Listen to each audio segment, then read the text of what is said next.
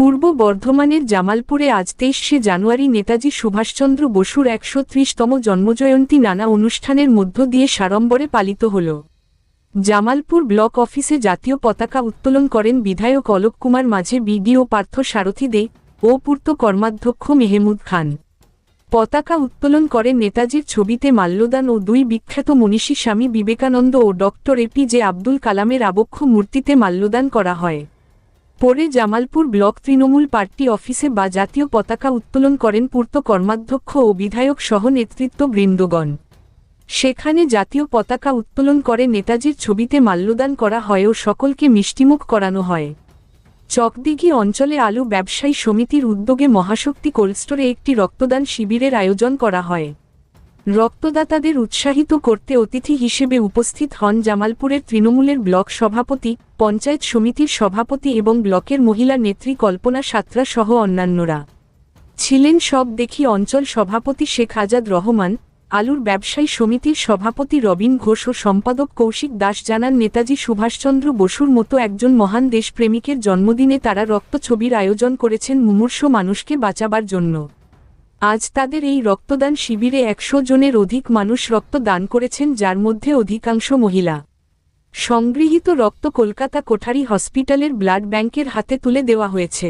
আমরা শুনে নেব আজকে ২৩শে জানুয়ারি নেতাজি সুভাষচন্দ্র বসুর জন্মজয়ন্তী এবং চকদিঘি মহাশক্তি কোল্ড স্টোরেজে রক্তদান শিবির নিয়ে কি জানাচ্ছেন নেতৃত্বগণ। চলুন ঘটনাটি বিস্তারিতভাবে দেখে নেওয়া যাক। বাংলার আওয়াজ আরামবাগ। আজকে তারা অনেক বেশি এসছে, মায়েদেরকে আমি আমার প্রণাম জানাই এবং আলু ব্যবসায়ীদের আজকে যে একটা মহৎ উদ্দেশ্য, আমরা চাইব যারা আলু ব্যবসায়ী আমরা আছি, আমরা সকলে মিলে আমরা বিভিন্ন চাষি আছি, আলু ব্যবসাদার আছি, কিন্তু আমাদের ভাবতে হবে আমরা সমাজে ব্যবসাদার হিসেবে যেমন পরিচিত আছি, আমাদের এটাও ভাবতে হবে আমরা সমাজের এমন কোন কাজ, এই আলু ব্যবসায়ী সমিতি যে ব্লাডের কার্ডগুলো থাকবে, বিভিন্ন মানুষ, বিভিন্ন ধর্মের মানুষ, বিভিন্ন দলের মানুষ আপনাদের কাছে আজকে নিরপেক্ষ জায়গায় যে আমার বাবা, আমার মা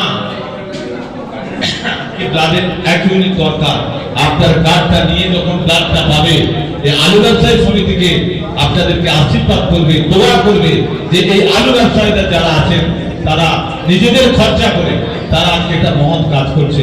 তাই একটা ওখানে রক্তদান শিবির হয় চকদিঘি আলু ব্যবসায়ী সমিতি, ওখানে আমাদের আমন্ত্রণ করেছিলাম, তবে ওখানে আমরা উপস্থিত ছিলাম জামালপুর পঞ্চায়েত সমিতির সভাপতি, আমাদের ভূতনাথ সভাপতি পূর্ণিমা মালিক এবং আমাদের মহিলা তৃণমূল কংগ্রেসের নেতৃত্বে জেলা পরিষদের মেম্বার আমাদের কল্পনা সাঁতরা ছিলেন, আমাদের আজাদ রহমান এবং এখানে আলু ব্যবসায়ী সমিতির সভাপতি সম্পাদক রবীন্দ্রবাবু ছিলেন, কৌশিকবাবু ছিলেন।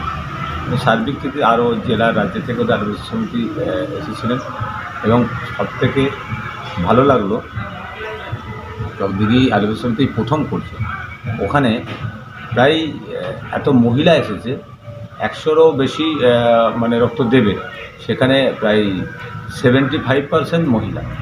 সেক্ষেত্রে খুব ভালো লাগলো।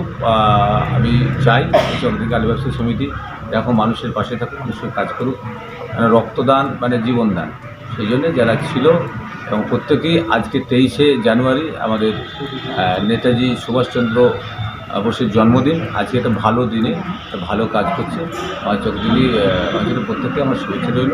সকলেই এরকম উন্নয়ন, এরকম কাজ করে যান, সোশ্যাল কাজ করে যান। যদি সমস্যা হয় সেটা বলেছি, কোনো সমস্যা হলে কোনো বিপদে পড়লে আমাদের বলবেন, আমার পাশে আছে। দাদা, আলু ব্যবসা সমিতির চকদিঘি আলু ব্যবসা সমিতির উদ্যোগে আমরা স্বেচ্ছায় রক্তদান শিবির করছি। কতজন মানুষ আজকে রক্ত দেবেন? 105 জন। এটা কোন বছর হচ্ছে? এটা প্রথম বছর।